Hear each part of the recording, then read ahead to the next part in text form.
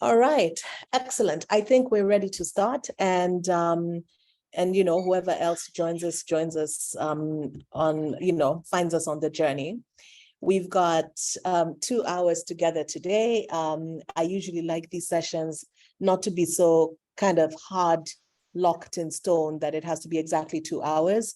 If we finish earlier, that's fine. We've got quite a vocal crowd as well, so they tend to ask quite a number of questions. So Carol, what we'll do is we'll chat, you and I've got a bunch of questions for you, and then we'll open up for Q&A with our audience. So let me start by welcoming everybody to the call this Tuesday afternoon. It's such a pleasure to be with you again. Today, I am really honored to welcome Carol Boone.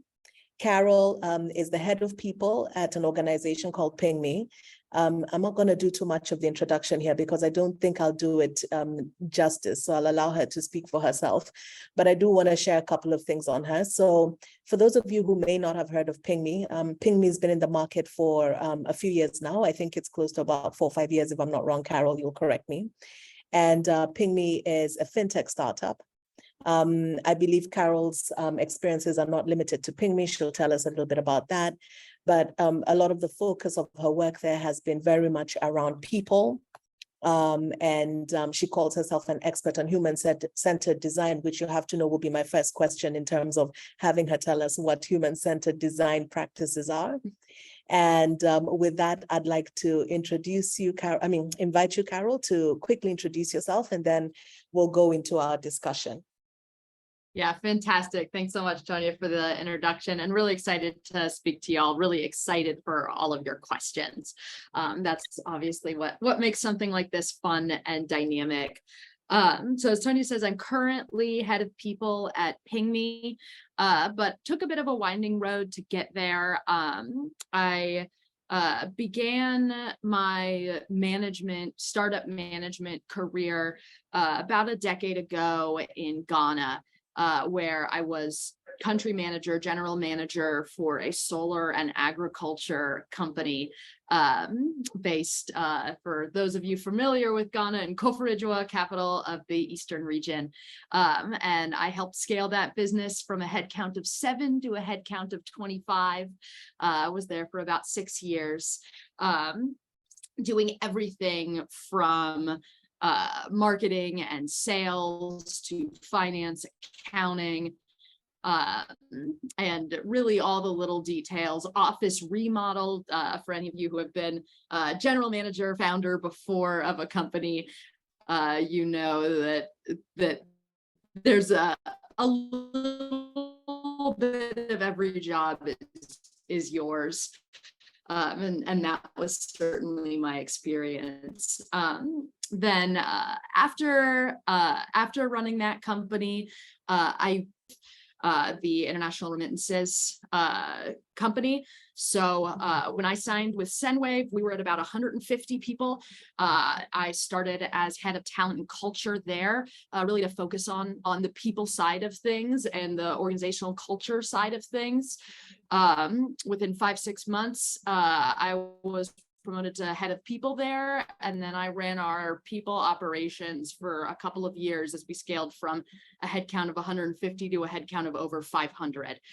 So that was a lot of exciting, rapid growth to be part of. And most of that headcount added was in Kenya, Senegal, and Costa Rica, of all places. And that was a big part of what I was doing, was building out our talent globally. And then I decided small is fun. So I decided to do it all over again, come back in with Ping Me, where we're about 20 people here.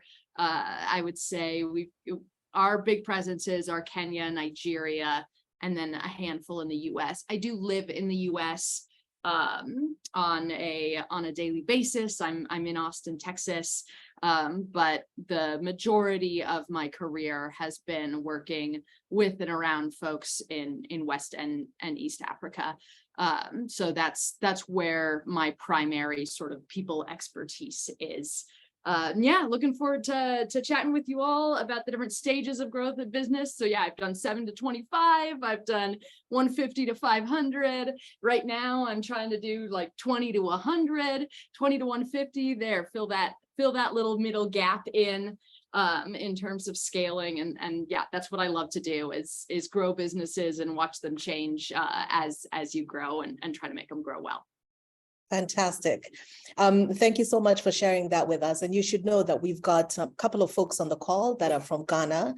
And of course, we've got a bunch of folks from Nigeria. So this is very much an Africa call. And I think they're happy to hear that it's not a one market experience, because sometimes it's very easy to fall prey to that whole one market experience means that it's the African experience. So really looking forward to the broader African experience coming through as we go through our discussion. Yep. So I kind of preempted you and said I was going to ask you what human-centered design practices means, particularly in relation to the people conversation. So do you want to tie that up together for us? Yeah, absolutely. So I started doing human-centered design for physical products. So that is a very sort of specific practice where you use observation skills and then rapid prototyping to really try to figure out and get feedback as early as possible from the humans who are going to be using your product. For the West Africans on the call, the product that I'm most proud of launching was a gari fryer. So a new stove to produce gari from cassava.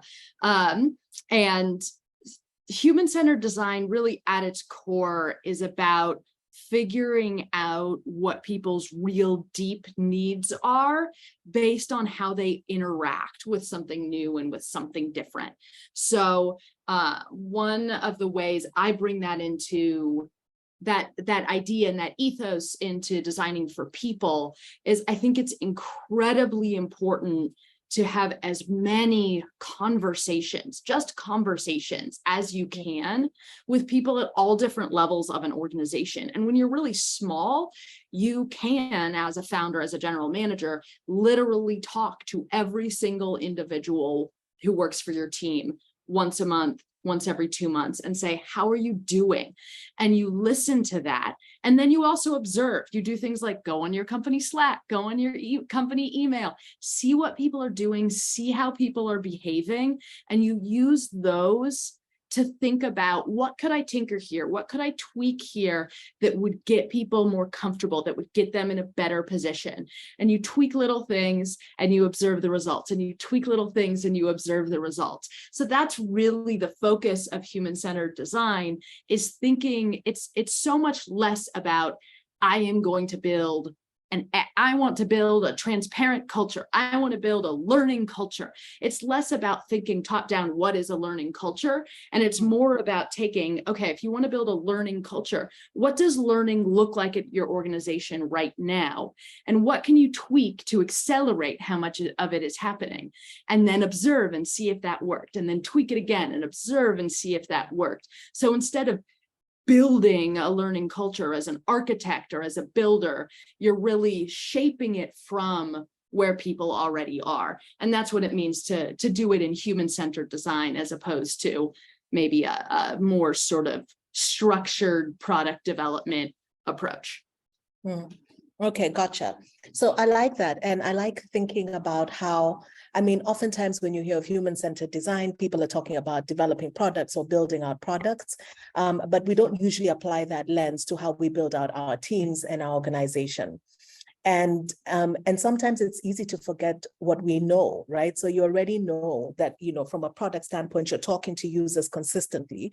But then from a people standpoint, are you talking to your people consistently? Are you understanding what it is they need? And therefore then being able to create the right work environment and the right challenging projects and tasks and so on for them, all towards building a better, I think, broader organizational culture. So I really love the way you've connected those dots. So let's shift gears a little bit then and start off with, because, the name of this session is about organizational culture. And sometimes for startup founders, it feels or it's a little bit confusing in terms of when should you start thinking of things like culture? Is there a sweet spot, like when you get to 50 people is when it matters because then you have a critical mass, or, like a larger number of employees? Should you think about it from the outset? How much of your time should you spend doing this? A lot of founders don't come in from strong people background. So a lot of it is honestly trial and error, and then you try and figure out your way and you hope you're doing the best thing. So let's start off with, from your view, having had great experiences in terms of smaller startups, mid-sized growing startups, and then larger ones like Sendwave. What's the best time to think about organizational culture, and how do you define organizational culture across those different levels of maturity? Yeah, very good question. I think the short answer I would have is you should know that you have an organizational culture from the very outset. You are always going to have a culture. The question is, are you intentionally shaping it or not?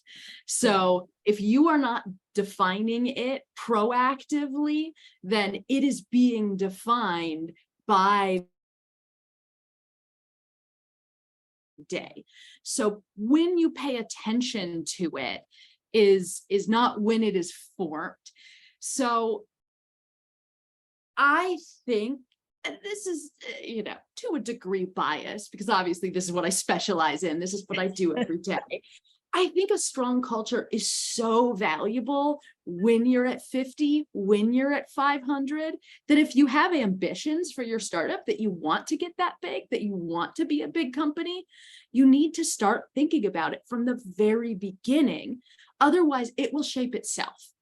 And it shaping itself sometimes is a good thing, but that is really putting a lot of risk on how good culturally are your first few hires in alignment strategically with what you want to do as a business, because it's going to be that first group of 5 to 10 people that really set the tone for what the culture is. So if you don't tell those first 5 to 10 people this is how it's going to be culture wise, and you don't role model that and act that out and build that before those first 5 to 10 people come in and settle into their ways, then you'll be at a company, and trust me, I've been at that company, and many of you have maybe been at that company, where it feels like the culture of the company is, are you friends with people who were in the first 5 to 10 employees, right? Like that is the culture. Be like they are, be friends with them, and you'll get promoted. Otherwise, you won't. So that's the default culture that will form at your company at 50, at 100. If you don't proactively decide what the culture is going to be at the very beginning before you get those 5 to 10 in, and you don't spend some time with those first 5 and 10 up front, telling them this is important, this is how we're going to build, this is what I want us to look like. And then it becomes check-in points. So the next check-in point is the check-in point where saying we're all a family as a company goes from being something nice and warm and fuzzy to something a little bit awkward. That can happen depending, it changes based on the company. It'll be somewhere between 15 and 30 people, but at the first time somebody tries to argue with you over their salary who's already been working for you, the first time somebody negotiates a salary who's already been working for you, they think of you as a company. And then like, wait a minute, we're not a family anymore, we're a company. Right? And so that's the next time you have to think, okay, how does this great culture we had that worked when we were a family change when we're a company? And then the next inflection point is somewhere, again, depending on how extroverted you are and how much time you devote in talking to all of your people, goes to the point where if you say, oh, act like the founder, act like the owner, when there are people at the company who have never really spent any time with you at all. And that's going to happen in the 50 to 150 stage, depending again on what your role is as a founder in the company. And then you're going to have to refocus that again. And then I'd say the third inflection point that I've seen in my career, I'm sure there are more of them after this, but the third one I've seen is when you're hiring so fast that more people at the company have only been there for 6 months than have been there for more than 2 years. Mm. And then you have to think about that when the whole momentum of the company is new. But if you set it up at the beginning, you really just have those touch points where you do some tweaking, you do some work, and then you sort of set it on its way. Whereas if you don't set it up at the beginning, what you likely have is a lot of culture cleanup, which usually involves some terminations, some difficult growing pains, some change management, which is all possible. But it's a lot more work than just deciding at the beginning, okay, we're going to do X. So, I was listening to you and I'm like, between you and I, this makes a lot of sense. We both come from a people experience background.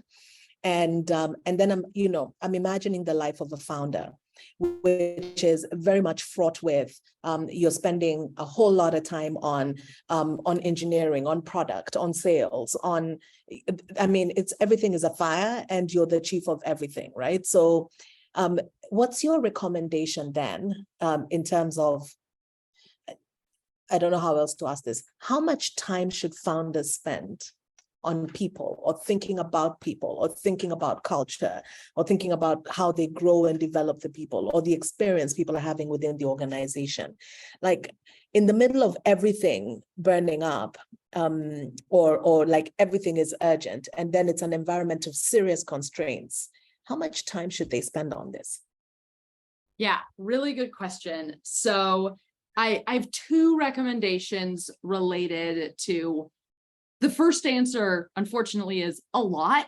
You should. You really actually should spend a lot of time on people. But I have 2 sort of reasons why you should and recommendations for if you do it this way, this will work. So the first thing is you should spend a lot of time on people, but people is not separate from all these other things you're doing.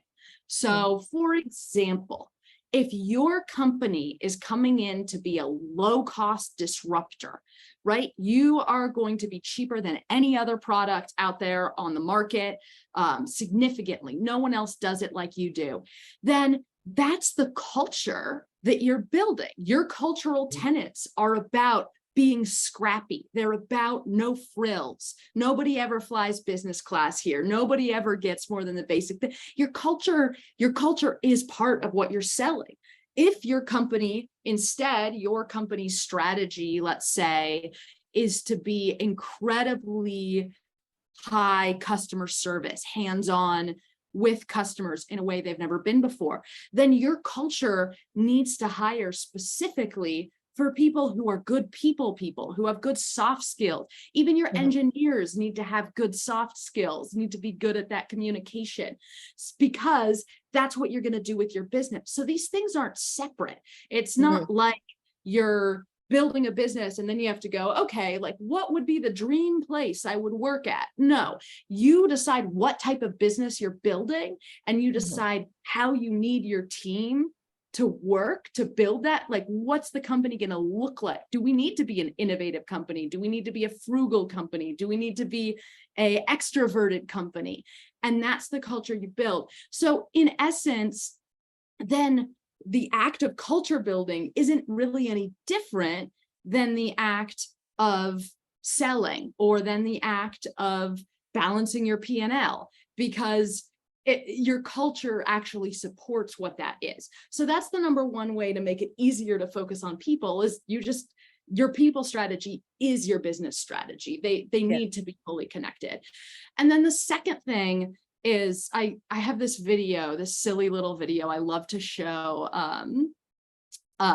People I work with questions around this come up, which is some, British nerdy physics professor knocking over, starting with a little 1 inch tall domino that gets all, and then each domino is 50% bigger than the previous domino. And there's a whole chain. And by the end, it's a 3-meter domino. And you just touch that little 1 inch tall domino and it can knock over one 50% bigger and it can knock over one 50% bigger. And that's geometric growth. And eventually you're knocking over a huge domino by having just flicked a little small one. That's what investing in your culture early will do for you. That's what investing in your people will do for you. If you try to be a micromanager hero founder, where you're always the best person on a customer call, you're always the best person to do the books, you're always the best person to negotiate with a vendor, you're never going to make it past seed stage. You need to, as a founder, figure out how to make everyone who works for you 50% better than you are, right? At whatever that one thing is that they specialize in. And so investing in those people to make them better than you, so that by the time you're at 100 people as the CEO, you're thinking big, you're talking with investors, you're dreaming about the vision, and everyone else is out there doing this stuff. And the only way they're going to be out there doing the stuff well and effectively is if you invested in them early on to make sure you built that culture. So yes, you're spending a lot of time on people early on, and there's lots of other things to do. But the reality is, again, if you really want to be that big company, you don't want to stay a small, scrappy 5-person company. You need to learn how to build it in other people, not just do it yourself, because that's not scalable. So, when you said a lot, I was like, when I asked how much time should founders spend on this, and you said a lot, I was like, yeah. And then suddenly it feels like an impossible mountain to climb. But I think the reframing around everything that's happening every day anyway is anchored in people, really helps you to apply the right lens as a founder with regards to where can you put the right amount of effort to get the outcomes that you're looking for. And I just really love the framing of that. And I think that it's definitely something that's going to stay with me. Now, I don't know if it's a burning question. Okay, there's already a question. We'll take questions in a bit, but just keep posting them in there, and then we'll come back to those as we go ahead with our conversation. So let's talk about early teams, right? And switching gears just a little bit into recruitment. And I was curious to know, like, for founders, and a lot of founders on this call anyway have already had their first teams. What's your advice in terms of what those first teams should look like? And by this, I'm going to kind of open up the question a little bit.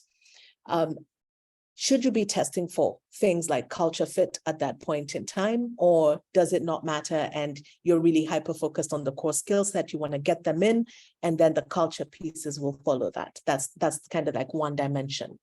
Second dimension is when you think of your first hires or your early hires within the organization, especially given that you're probably not at the point where you've raised funding or anything like that, there often is almost a give and take between who can I afford to hire, who should I hire, and can I afford to keep these people, right? So how senior should they be in terms of first hires, or do I just, my first hires should be very cheap resources that are just good enough to get the immediate job done, and then the founder then plays an oversight role, which is then they tend to be the ones who are really good at multiple things in the organization, and then have a bunch of people way below them in terms of capability and maturity who are running around executing on little things. So just your view in terms of what first or early teams for the founders should look like,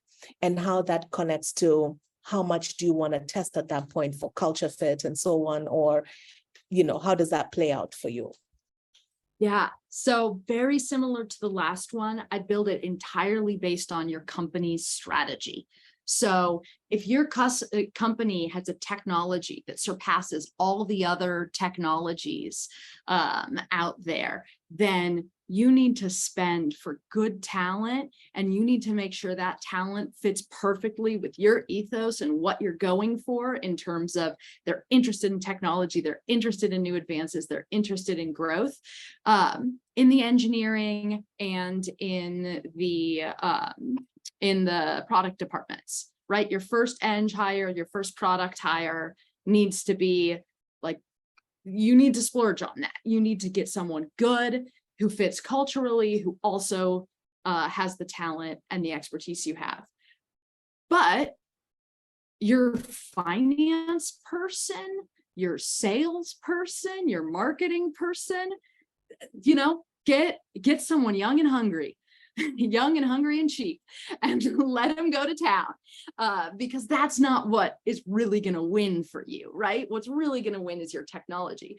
Other way around, if again you're coming in as a low-cost expert, then get yourself an amazing CFO type person who's going to, or COO type person who's going to run your operations lean and mean, who's going to make you a skilled, effective, efficient company, going to do more with every single dollar, shilling, naira you have. That matters. Whereas for your engineer, yeah, again, get someone young and hungry, and make that happen. So it's really about knowing where you need to have a good business strategy to have a good people strategy. And when you have a good business strategy, you know where you can spend and you know where you can economize. And then the second thing I would say is, get yourself, and I don't really like this name for it, but it's the name for it, so I'm going to use it. Get yourself a wolf. So I don't know if any of you have read anything by Elad Gil. He's a classic Silicon Valley startup thinker. Silicon Valley startup thinking does not always apply culturally in the context in which you're in. So please do not use Elad Gil like a, seer person who knows everything about how everything works. Trust me, I have seen, Elad Gil techniques crash and burn in the Kenyan context. But there are some, like all business books, some nuggets of truth that are incredibly valuable. And one of the things I think is very important from some of Elad Gil's work is this concept of a wolf, or idea of a wolf. And this is someone that you trust on a ability to learn and ethics, morals, and loyalty. This is someone who's your person. They're going to fight for you and they are going to learn quickly. And they are just, and it doesn't matter what their skill set is, you're going to throw them at your biggest fire. And you need one of these people. You need someone you can trust, who you can say, look, we're a mess in sales right now. Look, we're a mess in this right now. Look, we don't have anybody doing compliance and we are going to fall apart if we don't solve this compliance problem within 3 months by the time our contract starts with this big enterprise customer, right? And you need someone you can just trust fully to say, solve the compliance problem and wash your hands of it. And that will solve for a lot of the gaps you have where you're filling it with junior, young, and hungry talent. So those would be my recommendations. And then from the culture perspective, I never screen out for culture fit. I never choose to hire, I never screen in for culture fit. I never choose to hire someone because they fit so great with my culture. No, you're hiring them because there's a job to do. Like, hire the person who can do the job. But you can screen out for someone who's very much against your culture. And the important things to look for are things like, hey, if this person is interviewing with me because they really want to raise and they think I'll give it to them, you're a small bootstrap startup. You're not going to be able to retain that person if the reason they work is money. So don't hire them. You're just going to lose them, right? And so there are things like that but whether they're an introvert or an extrovert, whether they'd be fun to have a beer with, at your stage, that doesn't matter. Know what does matter for your company. So are they interested in our mission? Are they passionate about new technology? Are they passionate about being frugal and efficient? Again, what lines with your strategy, and make sure they line up with your strategy, but their personality, no, unfortunately, you don't have the pick of this amazing talent market. Like, don't rule people out just because of their personality. That's a silly mistake to make when you're small. Yeah, I love the piece on the wolf, and I've seen it work. And honestly, it's not just a startup thing. I've seen that happen even at very executive levels in very established organizations, where you kind of have the guy that's the one that you can throw at different things. It's almost like a super generalist guy, but he's really committed, or she's really committed and loyal to the organization and to the leadership. I think that's such a fantastic way of putting it. I love that. So, you know, I keep seeing references to, you talk to a VC, you talk to potential partners and so on. And there's always this concept around, does your team have lived experiences, right? And while I get that, so for the audience, I'd love to hear your interpretation of lived experiences. That's one. But then how do you balance out then you're hiring for potential, growth potential, and at the same time, there's almost an expectation that your team has a set of lived experiences that's supposed to scale your organization to the next level. How do you weigh that up and balance out between the two of those?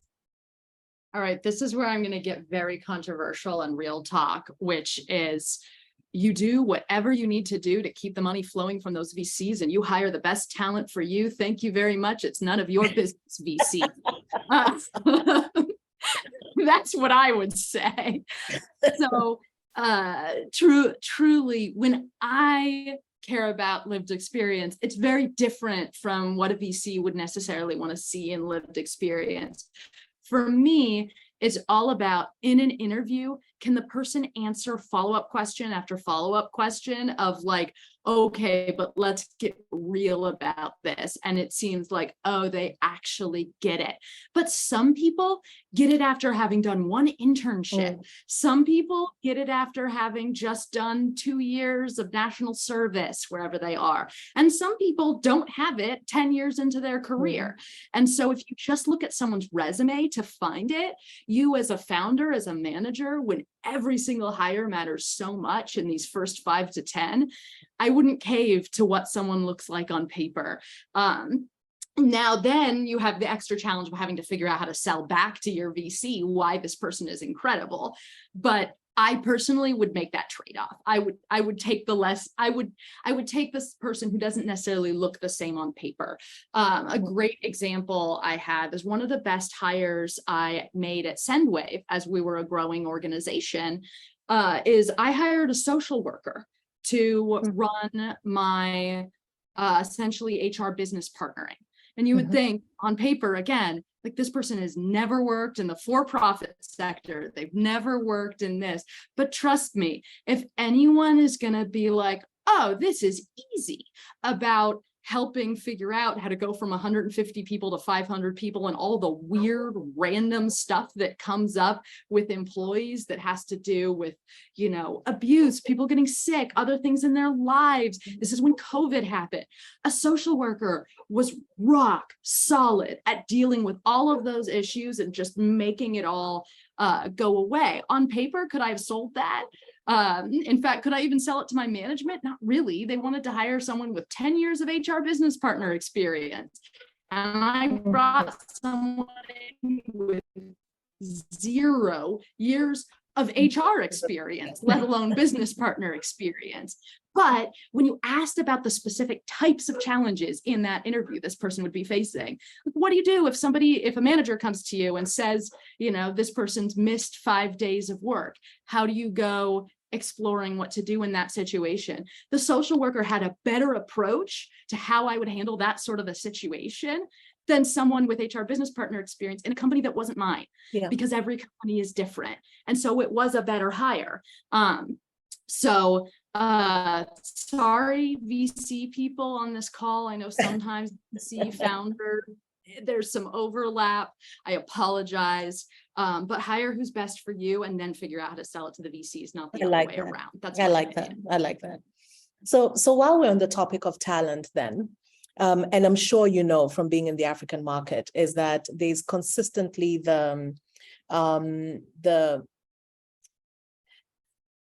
there's a narrative, right, around a lot of great talent ends up going into the large multinational, particularly from a tech standpoint, the large multinationals, the Microsofts, the Googles, and so on. And as a startup founder, you find that in as much as, you know, you've got great people, you've invested in their growth and development, it's just a matter of time. In another year, they're going to be snapped up by AWS. And really, you know, you can't compete. You can't compete on the package. You're just not even in the same universe. What's your advice? And I'm sure you face these circumstances with candidates that you're interviewing for a role and that are a great fit and in fact seemed warm at that point in time. What's your advice for founders who find themselves in that space around, what do they do? How can they compete for talent against these larger multinationals that have so much more to offer any candidate in the market? Yeah. And once again, I'm going to say this goes back to your business strategy. So if your business strategy is engineering forward, you are providing revolutionary tech in comparison to the rest of them, then what I would say is try to lure away someone who's already been there, someone who's worked for a Microsoft, who's worked for an AWS, and maybe they're in the diaspora and they want to come back to whatever country you're in. Maybe they just made a lot of money and they're ready to make an impact and they think what you're doing is really impactful. Maybe they hit a ceiling at a Microsoft or an AWS, and they want to be a people manager for the first time, or they want that CPO or CTO title, and you can get them in there for one of those reasons. It's hard to find that person. You have to use your network. You have to really be connected. But if you find that person, they've already seen it. And they've already decided they want to make the move to your company. And then you let that one person in and they need to bring in their people. And that solves most of the rest of your problem. If you're not an engineering forward company, if that's really not what if you're using similar tech to other people or similar enough tech that that's not your real differentiator, your differentiator is going to be customer service. Your differentiator is going to be price. Your differentiator is going to be ease of use for the user. Then what I would recommend is you just own it. You own that your engineers are going to have 1 to 2 years with you, and then they're going to spin out early until you have enough money that you can really afford them. And you build a program around that. Okay, if your engineers are going to be like that, how do you onboard them so they add value as quickly as you possibly can? Because if it takes 3 months to onboard an engineer and you only got 12 months with them before they jump ship, then that's a problem, right? But if you can onboard them in 1 month to adding value, maybe it's okay. How do you make sure to keep the cost low? Don't negotiate on price. Bring someone in who will be cheap. Know you're going to churn them. Don't give them a raise. It's okay. They were going to leave anyways, right? So save some money on that by having that strategy, and then you need to have a really strong product roadmap, a really strong sort of guiding product manager, project manager around your engineering team to be able to take these different bits and pieces of talent and plug it in. This is what I did for product development when I was in Ghana running our solar and agriculture business. In that case, I was competing with engineers who were all going to oil and gas, right? And it wasn't even funny building an agricultural product versus, working on an oil rig. It was like 10x more salary we're offering and an opportunity to go to a different country, right? I couldn't compete in the slightest. So what I did is just acknowledge I can get people for their national service, or I can get people for a summer internship. And how do I build a program so that each time I can get a pocket of somebody's talent, they can add value and move us forward? And really, it's a train where people can jump on and jump off at different stops, but they each contribute when they're there. And sometimes that's just the strategy you need, because we were a low-cost company. So we just had to do what we had to do in that sense. So then is what you're saying, Carol, because, there's the whole employee value proposition, right? And people need a reason beyond the paycheck to join your organization. If you adopt the strategy that says you're owning it, you're not going to be able to compete with the large multinationals. And so, for a fact that for example, your engineers will come in for 1 to 2 years and they'll go. The response to that I see in the market is that founders then don't invest in growth and development for their people because it feels like a sunk cost, and then the people leave you in a year's time. Is that a position then that you support in terms of, should I then, if I know you're going to be with me for 1 to 2 years and you're going to get snapped up by multinational X or Y, as a founder with limited, resources, should I be investing in growing and developing these people, or how do you kind of balance that out? Yeah, I would invest in it, but I would do it in a very targeted way. So what you can have, and it's a classic Andela play, consulting company, it's a PwC play, it's a McKinsey play. All of them have a strong alumni networks. Alumni are just people who quit, right? It's like when it comes to a job, you don't graduate from Andela, you leave. But they've spun it, right? And it becomes this amazing brand that brings people back in.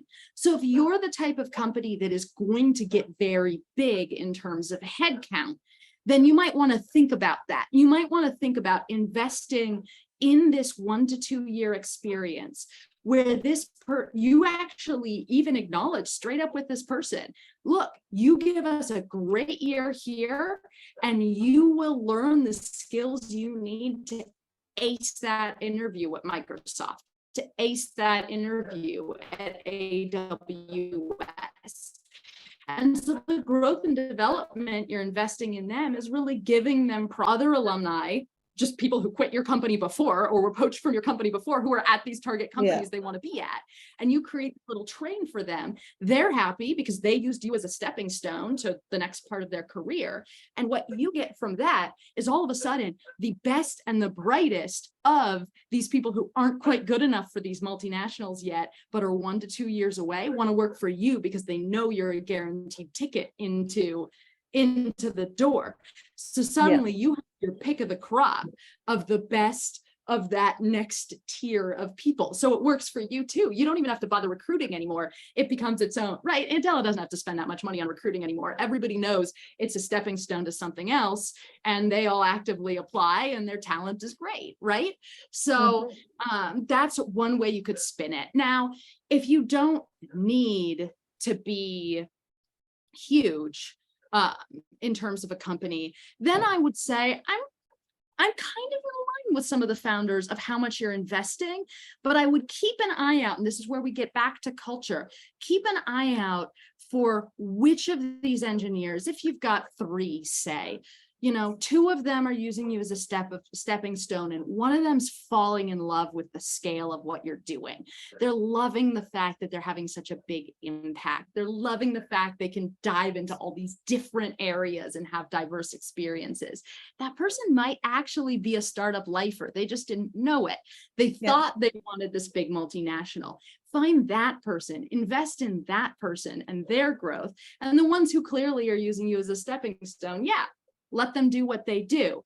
But there's still, if you can find that one person who will stay, the 1 out of the 3, the 1 out of the 5, and keep them, then that's huge for your structure going forward, and invest in that. So it's still worth knowing your people.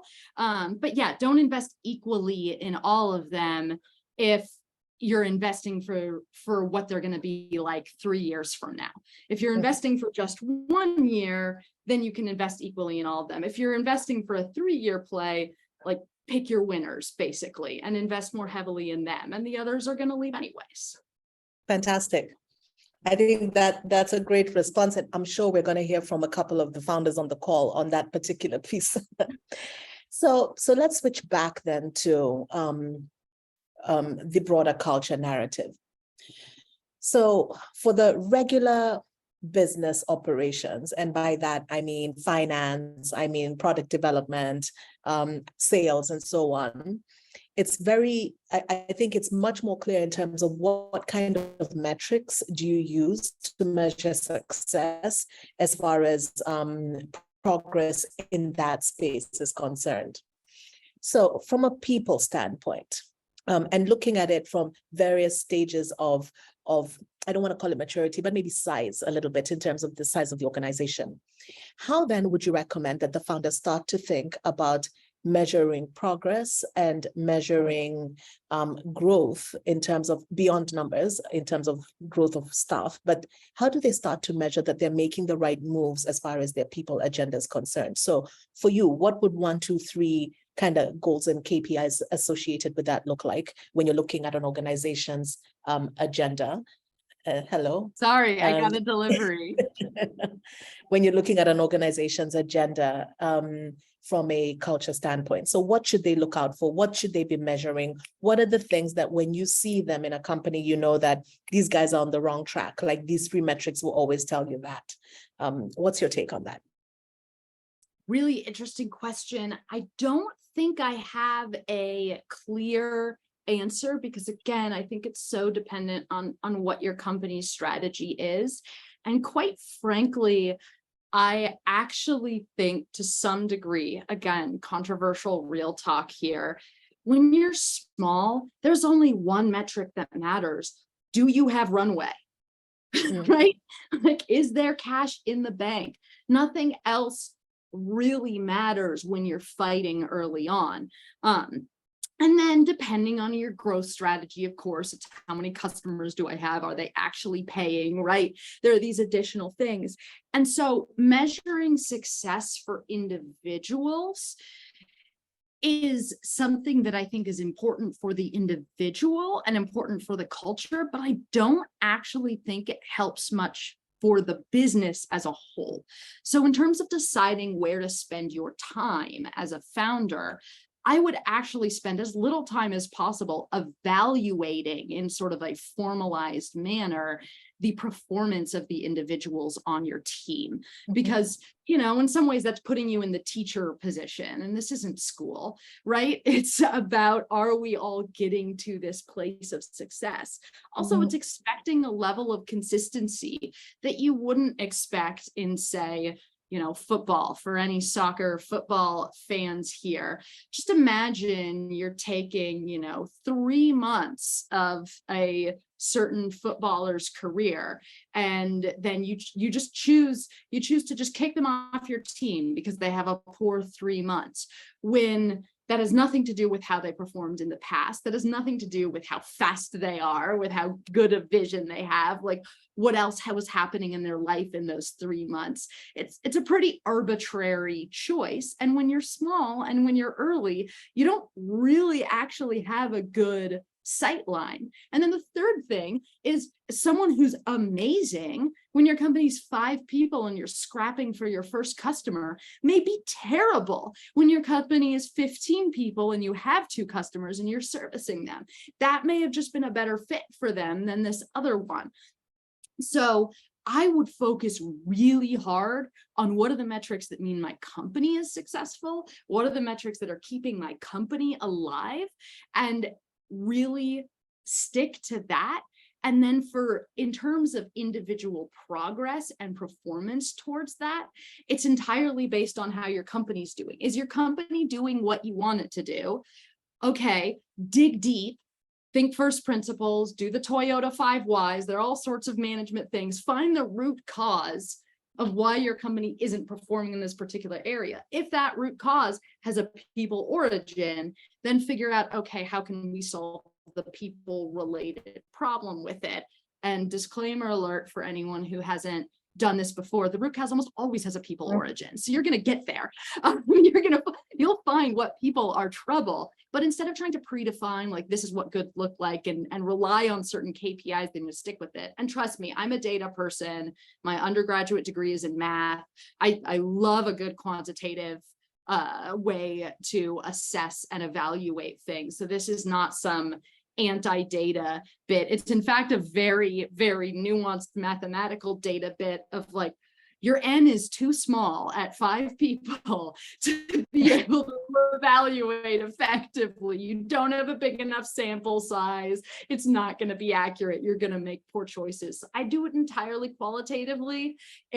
It's awkward, but you really, I don't think, can get quantitative with people till you're at about 100 or more. You just don't have a big enough N to decide performance and fit from a quantitative perspective at below that scale. Okay.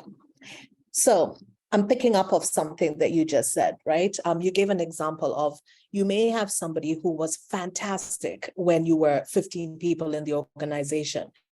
But the minute you start to cross into the 60, going to 100, that person is not as great, or they were great at the, when you had 10 and they're not fantastic at 50. What's your take on how founders should approach that required churn, right? Or attrition. And let me just call it good attrition at this point, because these are people that maybe you're thinking of having leave the organization. But a lot of that is also emotional, because these are the people that got you here. So what's your advice for founders when they feel that the company has outgrown a lot of their early stars, right? So they were fantastic at that point in time. Is this have a conversation, goodbye, it's been real, or like just from a understanding beyond that into the emotions that go into it, how would you advise founders to deal with those? Yeah, so this is a very, very common mistake I see founders make, which is they assume that this person doesn't know that they're underperforming, doesn't know that they don't really fit the organization anymore. If that person was really a superstar earlier, then unless that person got really lucky, that person is good at something and knows what being good feels like and knows they're not in that groove anymore. And so you start with just an open conversation of, now you have to sit down and you have to face it head on, which is very stressful. So again, like find someone to talk you up and get ready and prep for that conversation, because it's not fun to initiate it. But just start by sitting down with that person and saying, how do you think you are performing now in comparison to how you were performing at X, where X is where they were at their peak? And I will tell you, 80–90% of the time, that person will say, I'm so glad you asked. I really feel like I've been falling down on the job. Like, I really feel like I haven't come through with this. And then you can just say, yeah, like, look, I really appreciate everything you did, but I'm seeing the same thing. What do you think it is? What do you think's going on? They probably know better than you do from the outside. They're living with themselves every day and their own poor performance. And they'll probably tell you either, oh, there's something else going on in my life, or like, I just fit better with a smaller company, or like I used to feel like I knew this and this new thing and I don't know it as well. I don't like this person that you just hired. They'll tell you what the problem is, and you'll pretty quickly be able to evaluate, for my business, do I solve their problem or do I exit them? And you just make that choice of whether you're going to solve their problem or say, with as much compassion as you have, like, look, I hear that that's a problem and that's really terrible. Unfortunately, the direction we're headed, I don't think we're going to fire X. Like, X is really bringing us to this new direction, and I think we're going to stay on that new direction. So how can I help you find a place where you can be a star again? Like, what can I do? And you be generous. You open up your network. You find another company that's back at the stage you were at when they were a star, and you recommend that person to them, and you let them go either with the severance if you can afford it. If you can't afford it, you invest in that network and that connection to help them find what that next step is. So that's how I would approach it. In the 10 to 20% of the time where the person's like, I'm killing it, I'm great, I'm still as good as I was, and I can't wait for the next thing and to be CEO one day. Okay, that's when you need to do the formal, put them on a performance improvement plan, make it clear what they're not seeing, right? Guide them through that process. But again, if that person was a true star in the past, that's a lot less likely to happen. It's usually the people who were never good performers, who don't know what good performance looks like, and you have to put them on a performance improvement plan. People who were at one point good performers and then aren't anymore are more likely than not going to be self-aware that they've fallen off. Fantastic. I like it.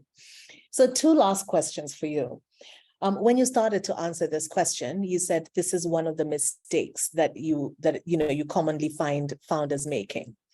What are 1 or 2 other common mistakes that I may not directly have asked you about, but then, just off the top of your head, you're like, these are the 3 kind of pitfalls you want to look out for as a founder? So that's my first question, and then I'll ask the second one when you're done, and then we'll go into the Q&A. Perfect. Well, I hate to do another Elad Gil one, but this is a really true Elad Gil one. Hiring someone because you think they're going to be perfect for your organization 6 months or 12 months from now. You're too small. You don't have the luxury to wait 6 to 12 months. You need to hire someone who's going to be able to make an impact immediately. If you're in love with someone who's going to be great 6 months, 12 months from now, cross your fingers and hope they're available 6 to 12 months from now, and reach back to them when it's the right time. And this is a mistake I've made myself. This person will be fantastic. I hired people officer. He was terrible for 6 months. And then he took a CPO, a chief people officer, C-level executive position at a large multinational bank. Right? It's not that the guy wasn't talented. It's that he was not good at 500 people. He was made for 5,000 people, and it was just the totally wrong fit. And we were headed that direction, but we could not wait for him to grow. So don't hire for the talent you don't have. And then this is a repeat of earlier, but it brings us back to the beginning of our conversation about culture, which is really important. Don't assume if you haven't proactively built a culture that you don't have a culture. You do. Every company has a culture. It's just, do you know what it is or not? And are you in charge of it or not? So right now, all of you have companies to some stage, to some degree. If you have not thought about culture before this, don't go sit by yourself in a room and develop the type of culture you want. Start by observing and talking to people and figuring out what your culture is. And then it'll be a lot easier to build from there and tweak from there. Again, that's the human-centered approach, because it's already established. You can't start from scratch anymore. And it's probably going to be stronger as a result, right? Your culture will be stronger if it's a tweaked version of what's built there out of the vacuum than it will be if it's something you're just trying to paste on it. Because you sitting in a room deciding what you want your company to be, that's like putting 3 words on your website and saying, this is what we believe in. And you know, all of you have probably worked for that company that had words on its website around trust and integrity. And you're like, these people are all snakes. I don't know what you're talking about, right? It's like that's the worst thing you can have is a hypocritical culture. So start with what you have. It's there. You all have a culture, whether you think you do or not. Yeah. So I want to finish on a bit of a controversial note. One of the hardest things, I think, that, and when I talk to either startup advisors who are in the people side of things, or people who have roles as head of people within a startup, there's always that very difficult point when the CEO probably needs to fire themselves. Right? Where either it's clear that they don't have a passion for the things that come with being a CEO. So it's not necessarily that they don't have a passion for the company and the product they're building and how customers receive that, but the elements that make you a CEO are a lot about people, about investors and engagement with investors, then and so on, right? So those elements, and they don't have an affinity for it, and actually they don't even have a passion for that side of things. How do you advise, or what advice would you give the founders on this call about the red flags to look out for, so that they start to almost appreciate that it may be time for them to fire themselves as CEO? And that doesn't mean leave the company, of course, take up many other roles within the organization, just not that one. Is there a time, or are there red flags or things that for you are leading indicators of this is just not your thing? You're great ideas, great at product, great at engineering and so on. But here, it's time for you to think about hiring somebody who loves to do this stuff, because that's what's expected of the CEO. And then that, kind of dedicating yourself to product or engineering or whatever it is that you love.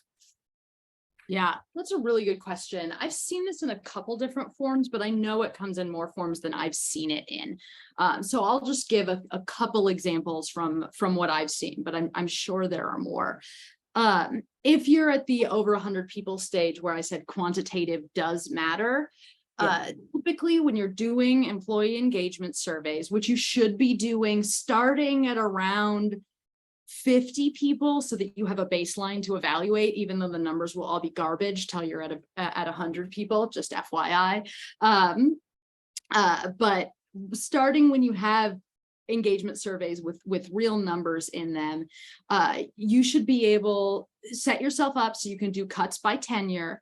So someone's been here for under 6 months, for a year, for 2 years, for 3 years, and cuts by level, however you define level in your organization. So you basically get the people the furthest distance from the CEO and the people the closest distance from the CEO. And for both of those two cuts, you should see a pattern on basically every question there is, but on any question involving engagement, where the newer they are to your company, they're in a honeymoon, they're pretty happy. And you should see them stay pretty happy. And then it should probably decrease in the middle. That's when they're hitting some sort of a ceiling. And then it should go back up when they're at the top. Either they've been here forever, they're super loyal and they're with the organization, or they're really close to the CEO. They're in a high position, like they've gotten where they want to be. So you should see a saddle shape. That's what you should expect to see. If you see a straight line, where people get less and less happy the closer they get to the CEO, you, my friend, are the problem, right? It's an issue. And I've seen it before, where all of a sudden, like, oh, people are happy, people are happy. People are not happy when they're executives or directors, when they've been here for 5 years. Like, these are the people who, like, they have everything. Why aren't they happy? It's because you're getting in their way and they're upset about it. That's why they're not happy. So that's one clear indicator that it's time for you to do some self-reflection, is if you're seeing that pattern in your surveys. Another thing would be, if you find yourself jumping in to try to micromanage, no matter how much you don't want to, always a specific type of problem, right? Then, like, that's what you actually care about.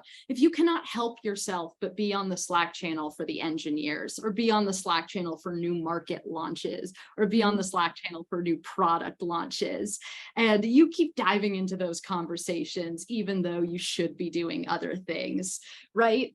Okay, like, that's less that you're being a problem, though trust me, I'm sure if you had someone who would interview the people in that department, they would say you are definitely being a problem. But it's less about you being a problem and more about just know where your passion lies. But again, those are just the few that I've seen. I'm sure there are many more. I've been lucky enough to have CEOs.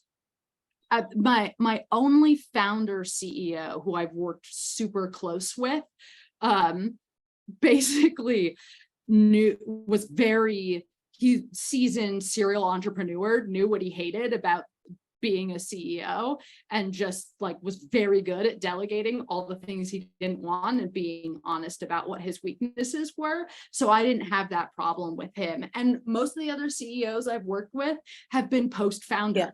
So I actually, even though I've worked in a lot of startups, I haven't worked with a lot of founder CEOs, probably because the founder CEOs were smart enough to remove themselves before they got too damaging. Is that, by the way, then, and just, sorry, a sub question on that, an indicator of at what point then should the founders on this call be thinking of hiring ahead of people? So I'm imagining that coming from this conversation and listening to you and some of the insights that you're bringing to the discussion, they're probably thinking, you know what, maybe I need to start thinking of hiring ahead of people. Is there a time, a sweet spot in terms of when they should be thinking of investing in their first, I wouldn't even say ahead of people, I'd even say in their first people headcount, right? So, like the first hire in the people docket. Is there a time they should be thinking of that? Yeah, I mean, essentially, the earlier you as a founder invest in your culture and build it up intentionally, the later you can wait to make this hire. So I don't think there's any one right answer that cuts across all companies. So instead, I'll tell you when recruiters reach out to me about head of people openings. So recruiters reach out to me at a headcount of 50, where they want to grow to 250 in the next 1 to 2 years. So you need a head of people if you're going to be scaling incredibly rapidly. We're talking about, again, that pivot point where more people on your team are new within the last 6 months than have been there for over a year. Like, that's a key point. You need a head of people to be able to guide you through that process, because you have to just be so much more intentional about what all those things are. Or recruiters will reach out to me at a headcount of 100 when it's a shit show, everybody. Like, if you don't have a head of people before that headcount reaches 100, you discover you need one when all of a sudden you have some weird internal rebellion, or your employee churn just skyrocketed and you have no idea why. Or there's some, like, again, like, people are spending 60% of their work on drama that's not related to the business surviving. It's drama related to he said, she said, other nastiness. And they're like, wait a minute, something's going on. So if you want to preempt that, you want something before then. But hiring just sort of a general people person, like, honestly, a typical run-of-the-mill general people person that doesn't have a big, like, executive level mandate of solve the culture problem, they're going to do payroll, they're going to do employee relations, they're going to make the problems go away. I would think about them similarly to how I would think about, when do you hire an accountant? Like, do you want to outsource it? Do you want it in-house? That's more of just a classic mathematical decision, rational decision. It's when you're hiring someone to help you shape your culture. Again, I think you have to do it when you know you're about to scale or face the consequences, because you'll do it when something terrible has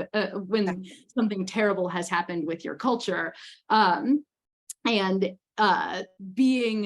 Being proactive, I think it's hard to get to 100 people without someone thinking about your people decisions at some point. Unless you as a founder, like, have that muscle, and then you might be able to make it. I certainly wouldn't go past 100, but I don't think you need to hire a head of people at 25 if this is something you're good at.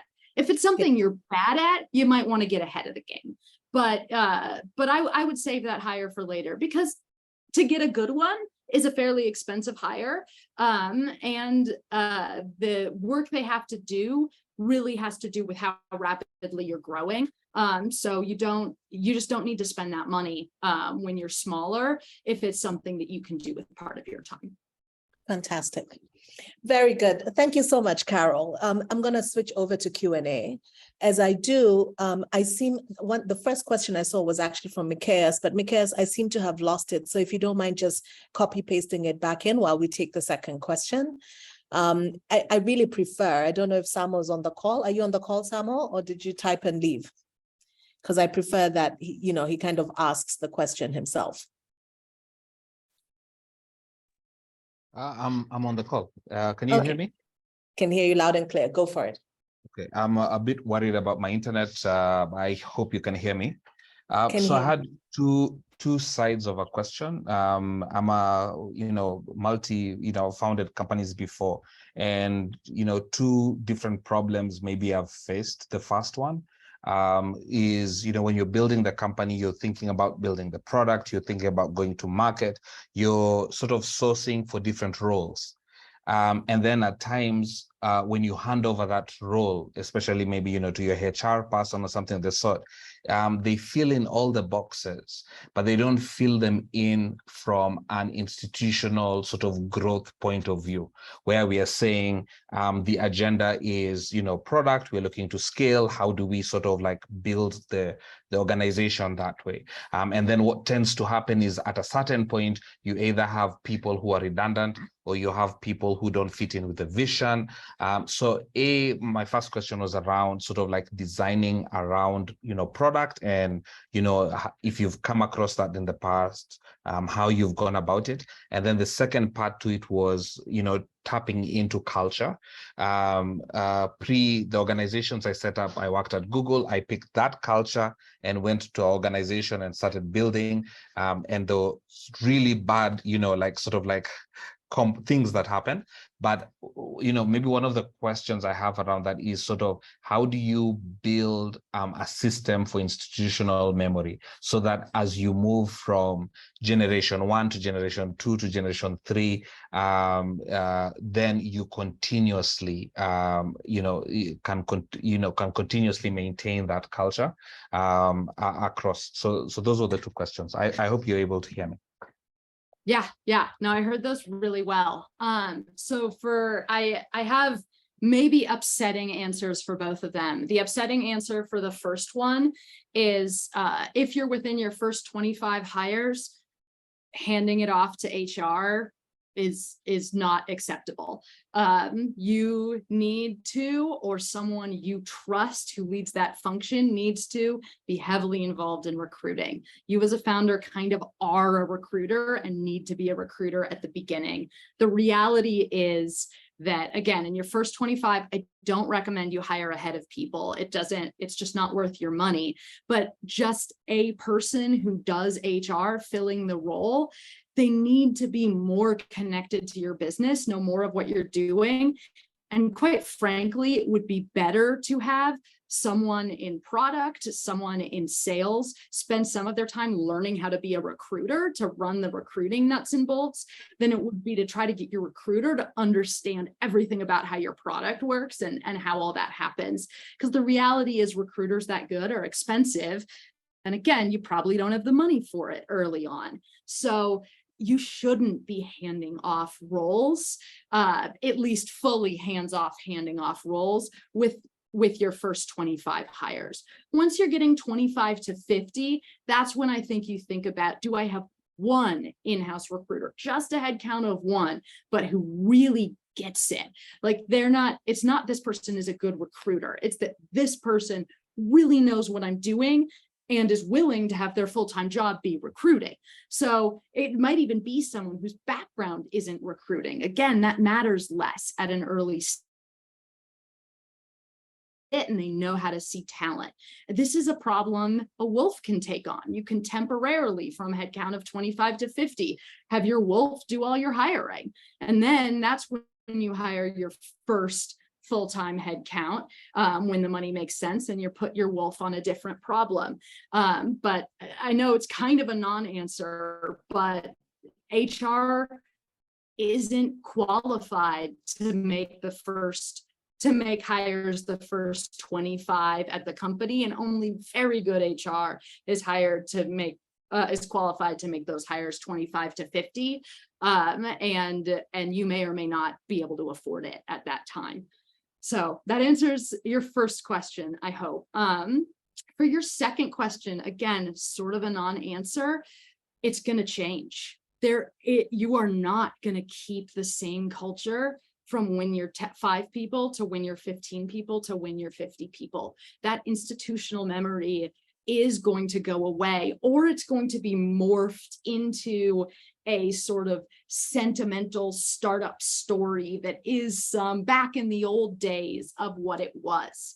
But you actually don't want, as an organization, when you're at 50 people, when you're at 100 people, for people to be thinking about the good old days when you were at 10 or 15 people. That's actually a great sign of what Tonya was saying earlier, that you have a star who's moved on, who's no longer a fit, is if they keep yearning for when you were 10 people, because the assumption is by the time you're 100 people, you're making way more money, you're selling way more product, like everyone should be happier.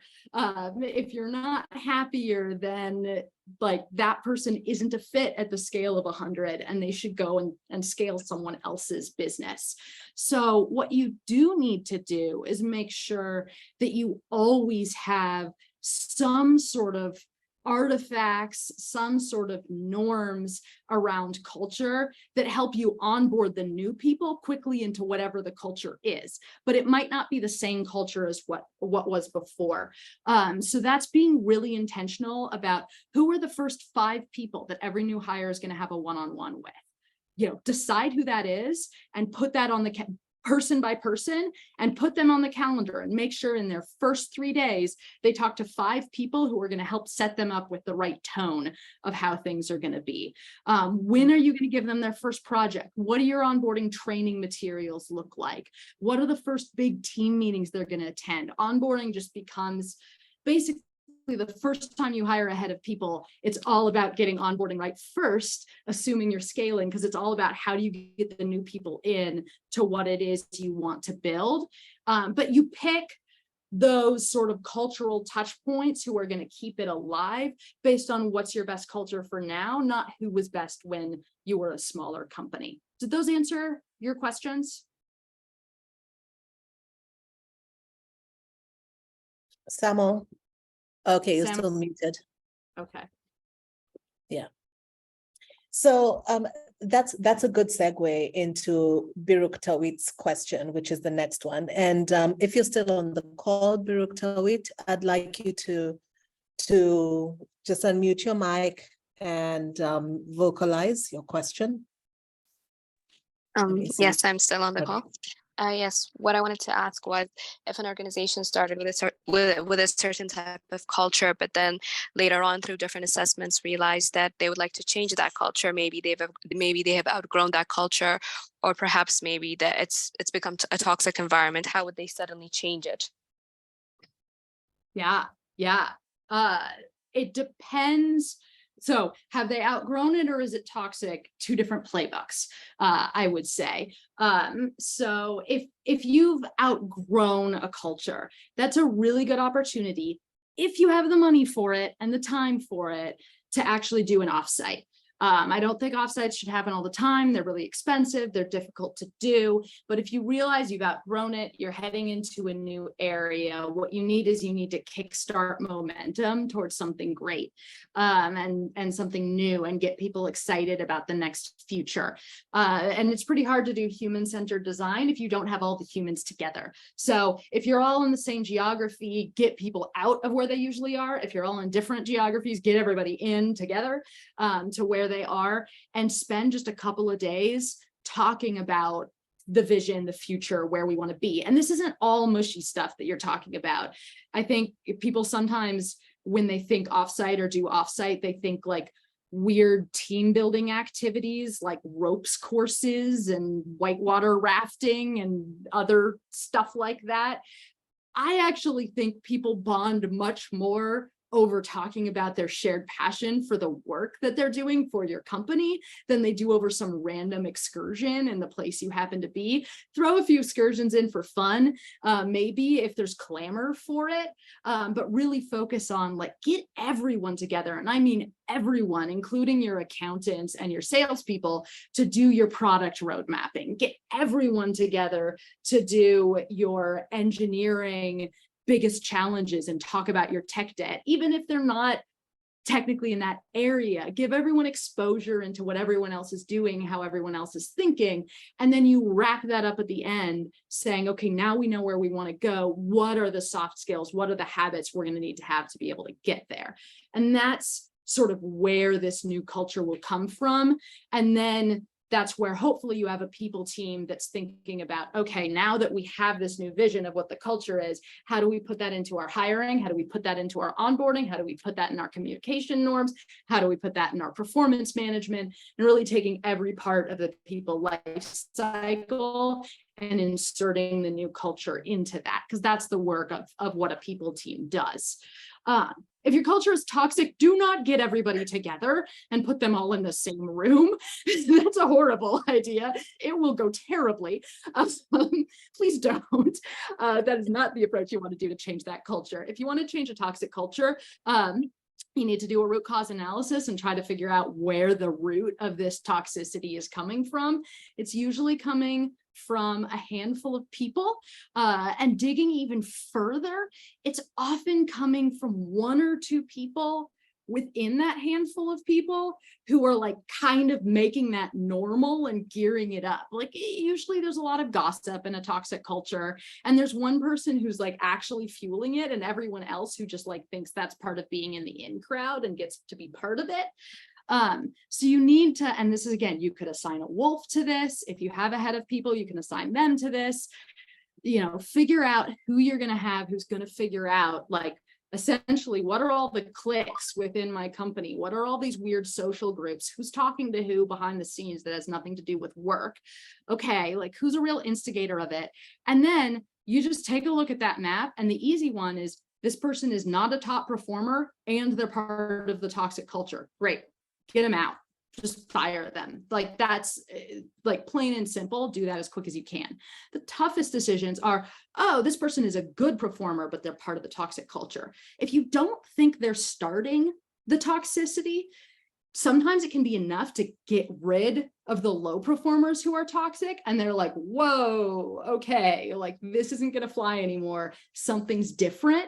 And they'll keep performing high and they'll become culturally realigned. So give them a chance to maybe have that opportunity, but also, you know, keep an eye on it. And if they can't change behavior-wise or new toxicity comes up, you have to lose even the high performers who are toxic as well. Also, just give yourself a little time to hire, to backfill hire. And then this is a great, in terms of then what does your new culture become? This is where, again, growth changes everything. If you're lucky enough that you're growing, figure out who are great cultural touch points among your newest employees. Someone who's only been there for 3 months, but everybody loves them and they're performing really well. Now, when you're onboarding, instead of giving someone from the sort of toxic, they've been here for 2 years culture, have them meet with this other person, like have them cohort with that, like really start building, get that person on all hands speaking more. Find your stars that represent what you want to be in the future, even if they're new to the company, and start giving them cross-company visibility and really building them up as your new touch points. And the more people you hire, the less people are going to know the people who are part of the old toxic gossip circle. And you're going to discover that, you know, these things that meant so much before and that felt taboo are no longer there. Yes, I know this from personal experience. At one of the companies I was at, you could just say the word Montreal when I got there and everyone would go, oh, which was an example of when you bring everyone together when the culture is toxic. They did it in Montreal. Things went poorly. And then, you know, a year and a half later, you said Montreal and people are like, that's a great city. You know, nobody had any idea what you meant by saying Montreal anymore, because 2/3 of the room wasn't even with the company back when Montreal happened. So toxicity can sometimes feel more permanent than it actually is, because when you're growing fast, like, again, you can just pick those new people and change it. You just have to get out the core of that old group, not even necessarily everyone. Start with the low performers, like I said, and then the high performers only if you really have to. Get them out, get fresh blood in, and you can still solve it. Okay, excellent. Thank you for that, Carol. So we're going to go to Mikael's question, because this is the one I hadn't seen before. I'd seen it before and I lost it. So Mikael, do you want to unmute your mic and ask your first question? We'll come back to your second question after we go through the order in which they came in. So do you want to share with us? Yeah, sure. Maybe I can combine them. I mean, so I believe organizational culture plays a great role in creating a conducive culture, right? So how do you see that in re-engineering the structure, or like for startup, in formatting the organizational structure? How do you see that? And what do you advise in this interview? Thank you.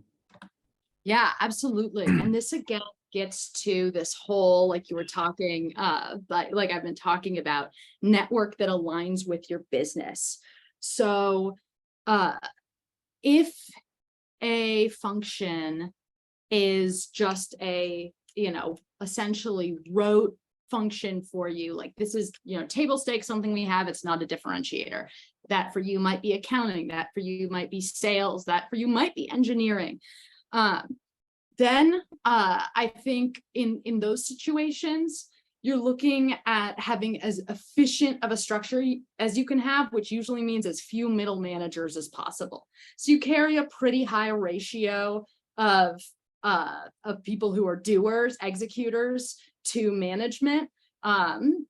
Again, it depends entirely on the field, whether on the area, whether you can do 5 or 25 people up reporting to one manager, but you keep that fairly broad, reporting up just to a person. If you have if you have an area where that area is going to be a big focus, there's going to be a lot of innovation at that area, keep it small. I wouldn't go more than 6 people to one person in terms of management, because again, these are the people you're going to be investing heavily in, that you need to be innovative, that you need to have ideas, they need a stronger support system. So that's one thing when it comes to org structure. The second, in terms of, functional versus divisional versus matrix versus these other ones, again, you think about what it is your business is doing. So Ping Me right now, our tech is good. Our tech is different than other tech, but it's not the showstopper.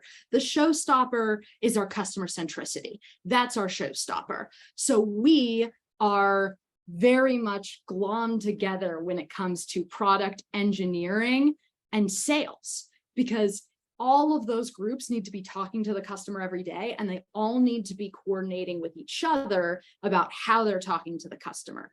So we have loose functional reporting lines in there just to keep everybody happy, because everybody likes a reporting line. So don't just completely eliminate reporting lines because it makes people nervous. But effectively, we don't really have reporting lines in there. We just have teams. We just have teams focused on each customer, and that team convenes when there's something about the customer, and they're cross-functional and they work together that way. Whereas the other part of our business at Ping Me right now, the back end in operations is, we have compliance, we have finance, we have people, we have those things.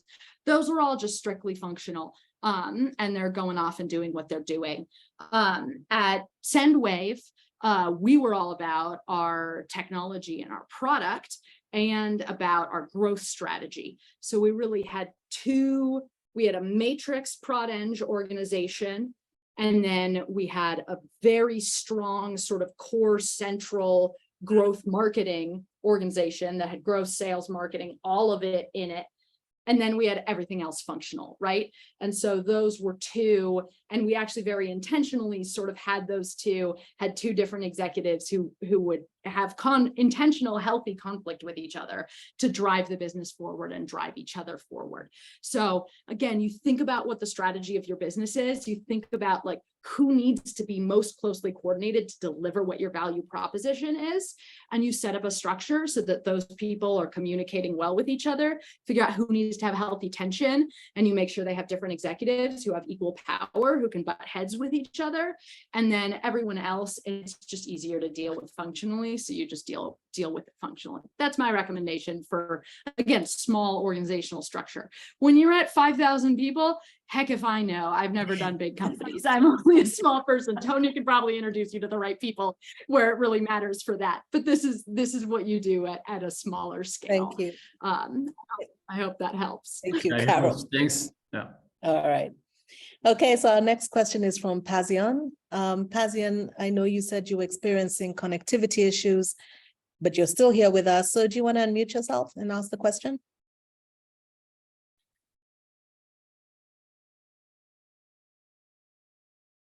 And if you're speaking, Pazian, you're muted.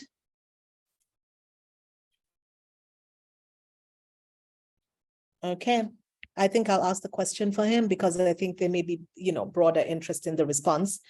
So Pazian says, thank you so much for sharing your hands-on and personal experience.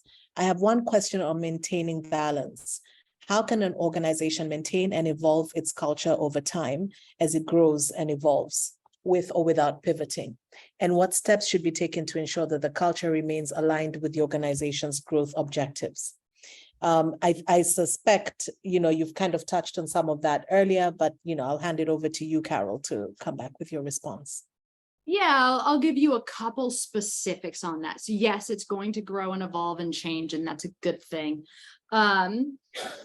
Things to check in on your alignment. There's something called the McKinsey 7S framework. And I'll share these resources, the Elad Gil and Wolf stuff and the McKinsey 7S. I'll share these with Tonya so she can share them out with you all as a group. That is my personal favorite way of doing this. You can do it in many different ways, but this is what I like, which is every 6 months to year, I look at this framework that has skills, staffing, strategy, 7 S's. I'm not going to name them all off the top of my head. And you think like, okay, which ones support each other? Which ones are strongly tied together? Which ones are weakly tied together? Are any of them at odds with each other? Again, the easiest one is if you're a low-cost company and your company norm is for everyone to fly business class when they travel for work, those are things that are at odds with each other. Your low-cost strategy isn't supporting your high-cost working norms and policies, and vice versa. And so I check in on that because it changes over time. And then you think, like, where can I tweak this to make stronger connections? So that's something that's a good exercise really for an executive team to do, to take a look at that together and think, okay, how is this doing? And the other thing is the human-centered design piece, which is make sure you're listening to people and make sure you're listening to people in multiple ways. So if you're big enough, do an engagement survey. Regardless of what size you are, be talking to people. I love skip level one-on-ones. Make all of your leadership team do them at least twice a year, where they just have an open conversation with the people that their people manage and ask them what's happening, what's going on. Also have things like town halls where people can ask questions. Basically, some people will tell you in anonymous surveys. Some people will tell you in one-on-one conversations. Some people will tell you when they're with their peers and they feel like all of them can say it together because they have, more clout with it. Some people will tell you at a high level, but wouldn't tell their peers. Some people will only tell their peers and won't tell you. So make sure all of those channels are open. Make sure you're always listening. And there's a little way where if anybody has something you need to know about, it comes up. And what you need to be hyper attuned to is hypocrisy. You need to change your culture when people say, we say this is our culture, but that's not what it's actually like. Then great. That doesn't necessarily mean there's something wrong, but it does mean something needs to change. Either you need to try to get your culture to be what you said it was, or you need to evaluate whether that's what your culture needs to be anymore and whether it should actually shift. So that's sort of the top down, bottom up way I listen to try to figure out when a culture needs to change or evolve. Okay. I think we're coming back to this human-centered design and how to apply it within the context of people. And I like that. It just kind of really reiterates the point. All right. I see Fazion said, thank you. We have one last question from Solomon. Solomon, let me just see. I do not see Solomon on the call. Hello. Are you there? Yeah. Oh, there you are. Go ahead. Go ahead. Yeah. Thank you very much for this interactive and very informative discussion. It was really great. My question is regarding to, what kind of changes should come, with the inevitable future, artificial intelligence and, hybrid technologies when it comes to workplace. So Solomon, something's happening to your mic. It's like you're moving away from the microphone or turning. Do you want to just repeat that? My question is how inevitable future of artificial intelligence and hybrid technology when it comes to work culture, and any tips or any insights we should be informed of, the culture, the future work environment. Okay. I caught it, but I think you caught it, right? Okay. Yeah. Yeah, very good question. What I think this is going to do is it's going to impact what you need to be looking for when you're hiring. I think that's by far the first thing that it's going to do from a people and culture perspective. So right now, if I was a marketing focused company, I'm going to have the best branding out there. I'm going to reach the most people. I specifically want content generators as in hiring people who are good at generating content using an AI. And I would actually test people in a hiring project. In the past, maybe I would have given them 2 hours to write a blog post for my company. Whereas now I would say I would give them 2 hours to write 20, because they could only do that with an AI. But if they're doing that with an AI, they should be able to do it. How many good ideas do they have? Do they know how to ask the right questions? Are they putting those questions together, right? So there are certain things that it's changing the bar. It's changing like what I could expect from one individual, and therefore what I would ask one individual to do. Similar with say a growth marketer, a salesperson.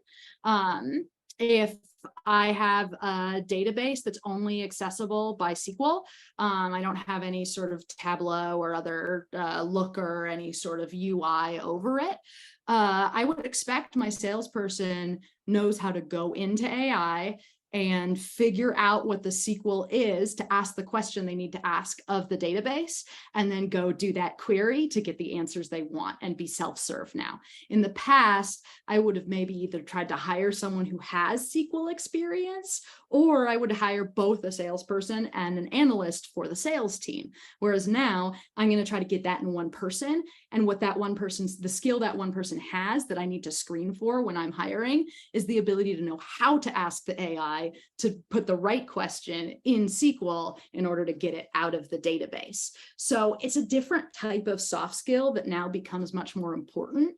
That's about knowing how to ask the right questions, knowing how to generate the new ideas, as opposed to necessarily doing the thing itself. Doing the SQL, doing the writing doesn't matter as much as having good ideas as to what to write, having good ideas as to what to ask the database. That suddenly becomes significantly more important, and you hire for that as opposed to hiring for the doing ability, because the person can use AI to solve then the actual bit. And it should really amplify. Actually, for a startup, I think this is a gold mine, because you don't have to worry about laying off 30% of your workforce because they've now become redundant. Instead, you get to hire that one person who was good of the 30% who was laid off from Absa Bank or whatever insurance company that you're hiring from, who knows how to ask the right questions, and they can now do the work of 5 people when they augment themselves with AI. So I really would approach it as an opportunity, and I actually think as a startup person, it's a huge opportunity. But you need to figure out in your hiring process, there needs to be some level of screening for, do you know how to do this interaction? Do you have the creativity and ingenuity to ask the right questions, or the experience? Sometimes it's not creativity, to have the right ideas about how to approach and solve this problem. As opposed to necessarily, do you know the thing? And that actually kind of brings us back to the VC. Like, does that person have that lived experience? Like, I care about that less than I do, does that person know how to gain the information of everyone in the world who's ever had that lived experience and apply it to your unique circumstances? That's what you want. Right? Is the person who can do that. And you have to figure out people. But yeah, hopefully you all have hired flexible enough people and good enough thinkers that there's no one whose job is truly redundant at this point because of this. So this becomes an amplifier for you rather than a problem. Fantastic. Hopefully. So I think with that, we've come to the end of our session, Carol. I took down tons of notes, believe it or not, and some of it was like things I wanted to remember. And then some of it was, oh, I think I could apply this piece in that other situation that I've noticed that's a little bit toxic, and maybe we need to do something there. So this was really helpful even for me. And if it was that helpful for me, I can imagine how helpful it was for the folks on the call. So thank you for that. I took 4 key points that are my takeaways and recap those. The first is I really love the point on do not assume that you do not have a culture. And so you're approaching this from a, we're going to build the culture from the ground up. You already have a culture. And so how do you use what you have and turn that into the culture that you want to build for, right? So I really love that point. I love the piece on human-centered design for people. In fact, so much that I created a new page in my notes, and I was like, titled it Human-Centered Design for People. And I just kind of want to go and look at human-centered design and figure out how to apply that to the people conversations, because I thought that was really intriguing. And I think it's food for thought for a lot of folks on the call as well. Get yourself a wolf. I think is phenomenal. I tend to, on a personal level, I tend to describe myself as an extreme generalist, but I realized that I've played the wolf a lot of times in my career. And now I know what to call it. So I really love that. And for the folks on the call, I know one or two people that I had side conversations with when we were in Rwanda not so long ago, sound like they probably need a wolf, someone that they trust, whose judgment they trust, that is almost by extension an extension of you, that can be your proxy in moments that matter maybe. So I really love that. And then the last one was around, I couldn't emphasize it more, about outsourcing the people, the hiring process, particularly early on as you're growing your company. I can't tell you how many podcasts I've listened to. This is the one that is corroborated by multiple startup founders around the world today. And I'm talking about the ones we know. That means they're successful, is that, my first 50 employees, I interviewed every single one of them. And I think at that point in time, particularly if you're trying to get senior hires, it's you that they buy into more than, anything else, I think at that point. And so your presence is so important. And for me, it's one of the kind of key things around a leader, business, leader, an individual who leads a business, is the ability to be a strong attractor of talent. And so whether you have this skill or don't have this skill, I think that this is certainly something that you want to hone. And I really love the way you articulated it for us. So with that, I want to say thank you so much, Carol. It's been such a pleasure spending the evening with you. You have been, great, broad, knowledgeable. I think everything we wanted to know or wanted to ask has been responded to. I look forward to having you again, speak to this audience, probably, I don't know, somewhere towards the end of the accelerator, and see how far people have come and what they applied and what they didn't apply. But it really has been fantastic speaking with you today. Well, thank you so much. I've loved speaking to all of you. Y'all have really good questions. Please feel free to connect with me on LinkedIn and ask for more time or ask specific questions. If you just need someone to bounce ideas off about a specific problem you're having, all these things sound great in general, but I know when you're running an actual business, it's like, okay, but what do I do about Kwame, right? Like that at the end of the day is the question you probably have right now. And I'm happy to have that conversation. So please do not hesitate, reach out to me, use me as a resource and as a sounding board for what your ideas are. I see some questions maybe coming in late. Just follow up with me. Again, LinkedIn is a great place to connect with me and ask more, and I'll make that happen. So y'all are doing difficult things, but exciting and good and important things. And I want to be part of your support system. So please use me as such. Thank you. And thank you for that generous offer, Carol. I think that a lot of people take you up on it. It's been a pleasure speaking with you this afternoon. And for everyone else on the call, we will see you on Thursday. So I think let's send Carol off with just, I don't know, these days it's virtual applauses or whatever the case may be. Let's just, send her off with a great thank you. And for everyone else, we'll see you on Thursday. Thank you, Carol. All right. Bye, everybody. Bye. Thank you.